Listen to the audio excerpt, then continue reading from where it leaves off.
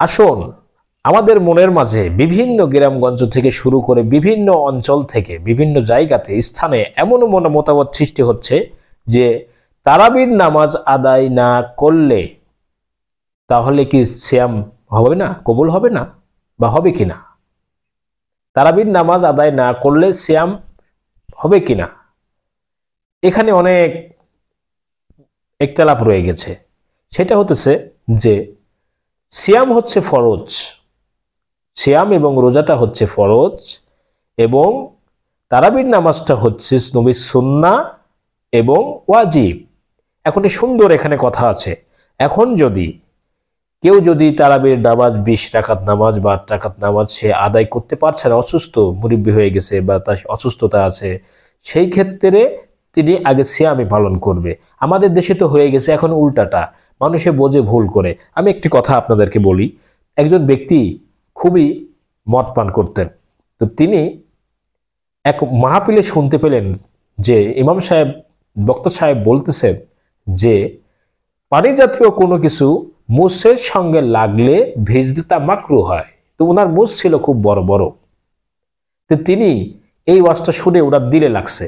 তো উনি বাসায় যে মুসটাকে এইভাবে উঁচু করে ধরে খুব এই একা বেকা হয়ে মদ পান করতেছে। তো পাশে তার এক বন্ধু ছিল, তো বলতেছে, বন্ধু তুমি এত কষ্ট করে মদ খাচ্ছ কেন, এর রহস্য কি? তো বন্ধু বলছে, আমি তাফসীর শুনতে গেছিলাম, সেখানে বক্তা সাহেব ওয়াজ করলেন যে পানি জাতীয় কোনো জিনিস যদি মুসের সঙ্গে ঠেকে তাহলে সেটা মাকরু হয়।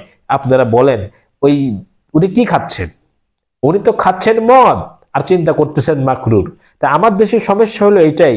আল্লাহ তাআলা বললেন যে কুতিবা আলাইকুমুস সিয়াম, সিয়ামটা ফরজ করে দিলেন, ফরজটা ছেড়ে দিয়ে এরপরে আছে সুন্নত আর নফল নেই লাগে সেটা পারাপারি। এটা তো বলা হয় নাই। এখানে সহজ একটা ভাষায় বুঝতে হবে, যেহেতু সিয়াম আর রোজা এটা ফরজ আর তারাবি সুন্নত এবং নফল, তাহলে দুইটা আলাদা হয়ে গেছে, দুইটা ভাগ হয়ে গেছে। কিন্তু এখানে কথা হচ্ছে যে তাহলে কি আমার তারাবি না আদায় করলে আমার কি সিয়াম পালন হবে না? অবশ্যই হবে। কিন্তু আমরা যদি ইমানের দাবি করি, ইমানদার যদি দাবি করে বসি, আমরা যদি রসুলের আদর্শের সৈনিক মনে করি, তাহলে অবশ্যই আমাদেরকে সিয়ামের পাশাপাশি তারাবি সালাতও আদায় করতে হবে। তবে যদি কেউ অসুস্থতা থাকে, সে যদি একেবারেই না পারে, এর গুরুত্বই যেন, তারাবির গুরুত্বই যেন ফরজ যেন না ছুটে যায়, আমরা এদিকে বেশি খেয়াল করব।